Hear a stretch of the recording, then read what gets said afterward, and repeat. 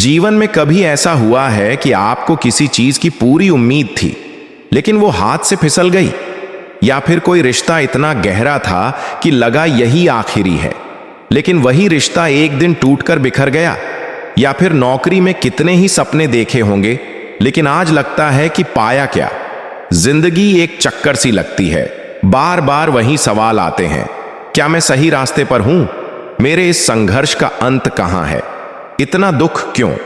यह अनिश्चितता क्यों?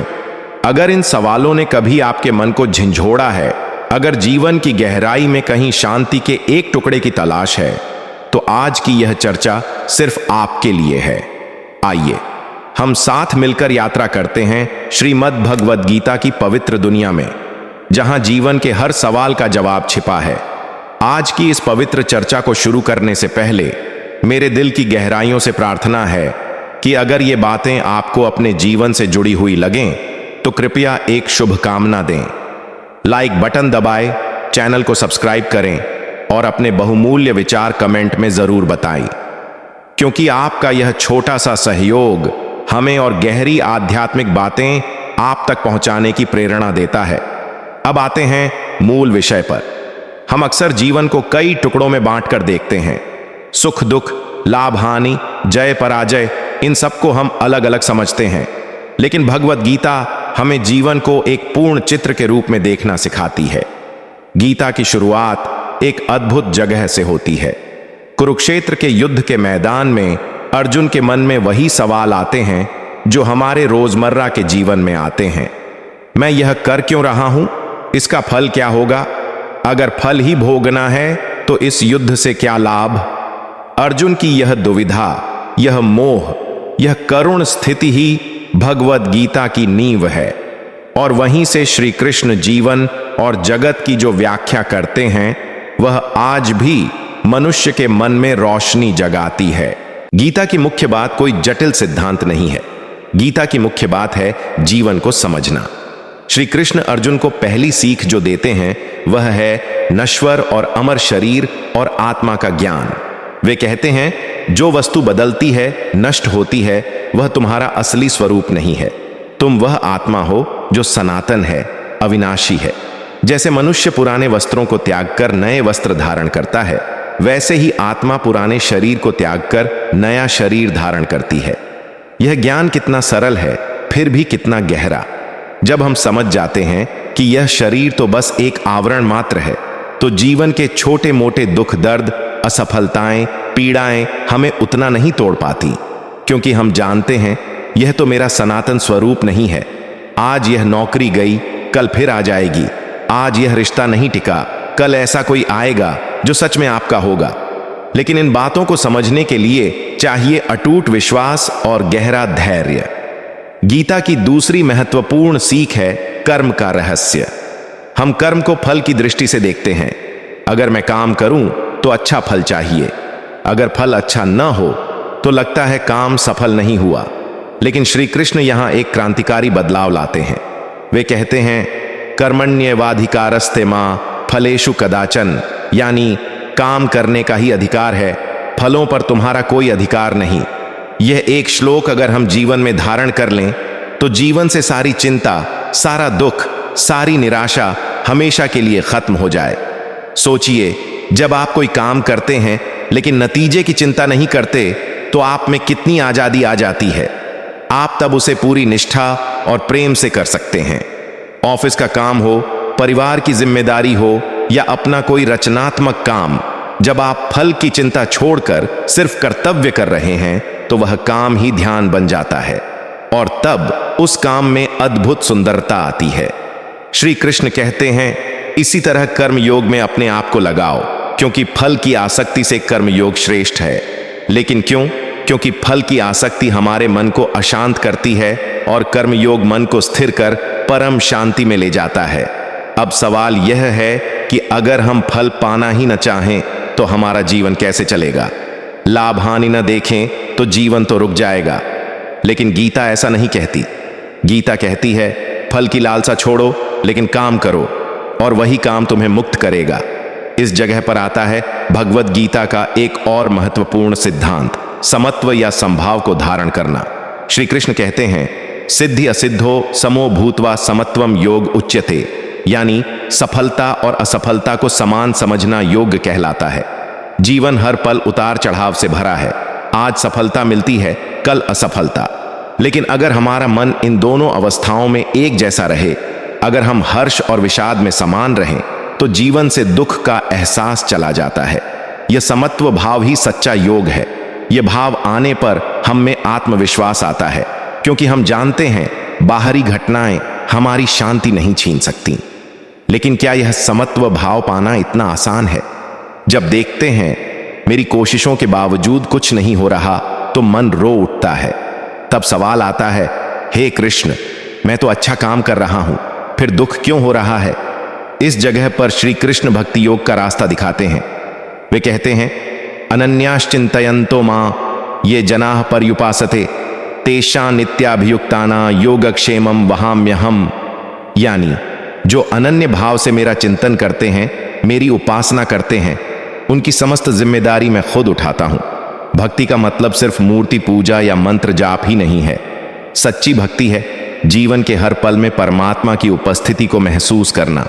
जब आप जानते हैं आपसे ऊपर कोई है जो सब देख रहा है, सब समझ रहा है, तो आपका मन कभी अकेला महसूस नहीं करता। भक्ति योग हमें सिखाता है सब कुछ उन्हें समर्पित कर देना।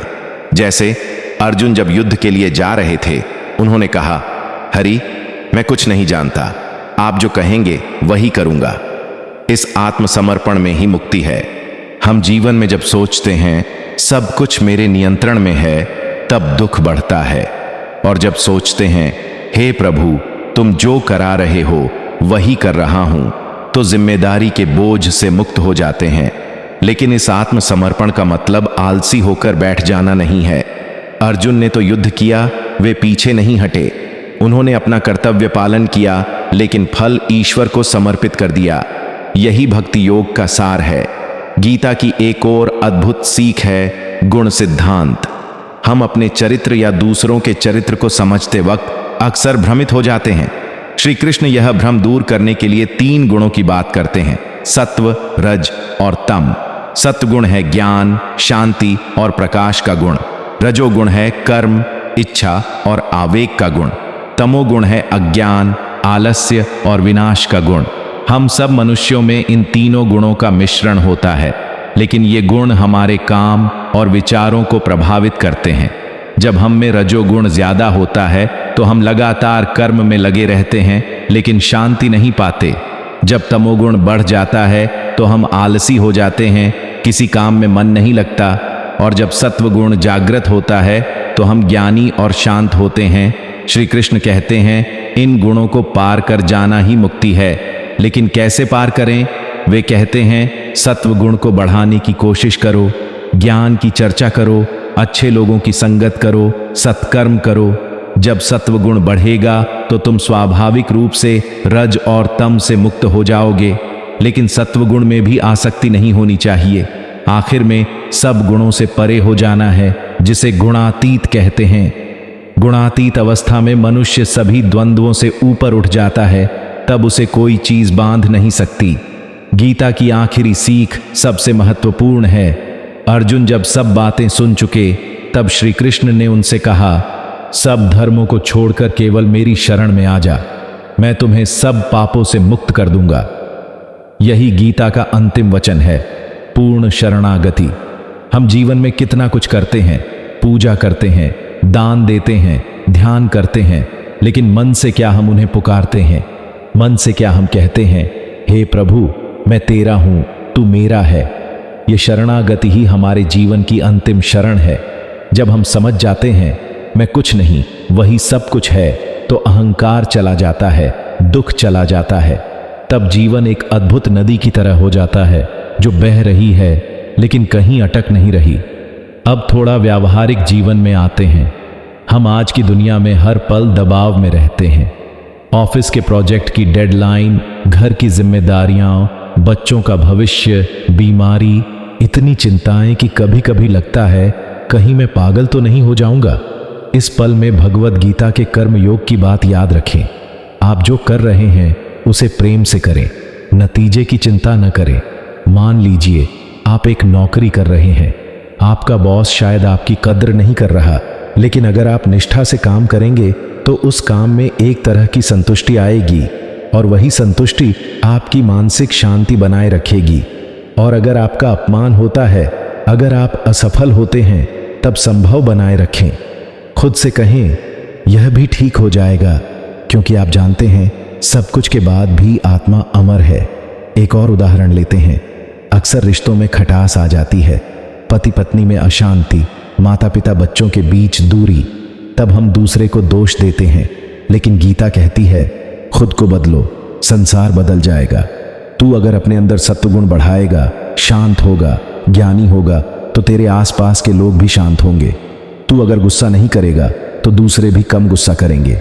रिश्ता टिकाने का मंत्र है समर्पण। अपना अहंकार छोड़ दो। सोचो यह व्यक्ति मेरे जीवन में क्यों आया, जरूर मुझे कुछ सिखाने आया होगा। तो रिश्ते की हर समस्या आपको धैर्य और प्रेम सिखाएगी। गीता का एक और पहलू है, जब हम खुद को बहुत कमजोर महसूस करते हैं तब हम में एक तरह की हीन भावना आ जाती है। हम सोचते हैं मैं नहीं कर पाऊंगा, मुझसे नहीं होगा।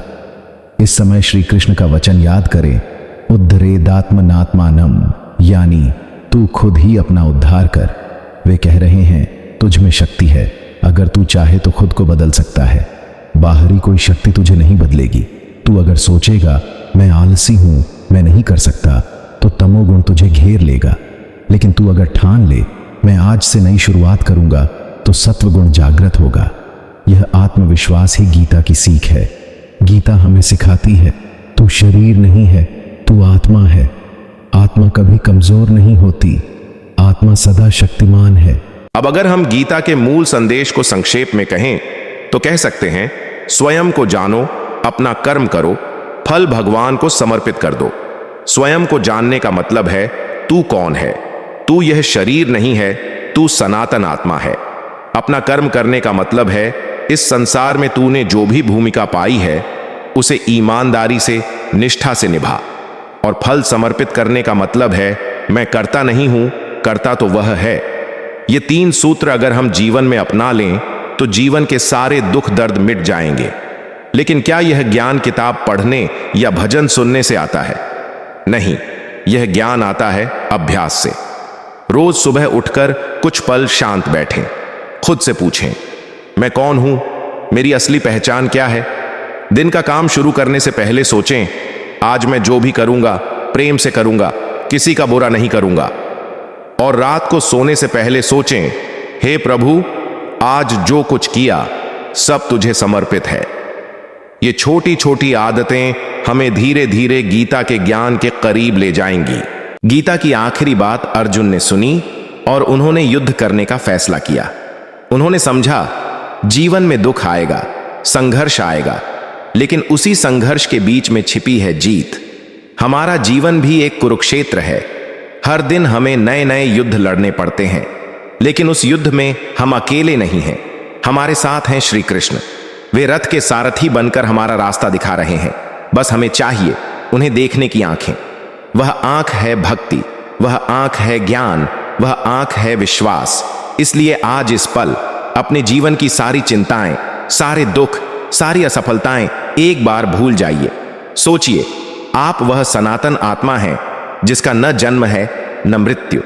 आपका यह जीवन एक छोटा सा अध्याय मात्र है। इस अध्याय को खूबसूरती से लिखने की जिम्मेदारी आपके हाथ में है। श्री कृष्ण कहते हैं जो मेरी शरण आता है उसे मैं सब कुछ देता हूं। इसलिए आप उनकी शरण में जाइए। आप लाभ हानि, जय पराजय, सुख दुख से ऊपर उठकर अपना काम कीजिए। देखिएगा जीवन में एक नई शक्ति आ गई है। वह शक्ति आपको सही रास्ते पर ले जाएगी।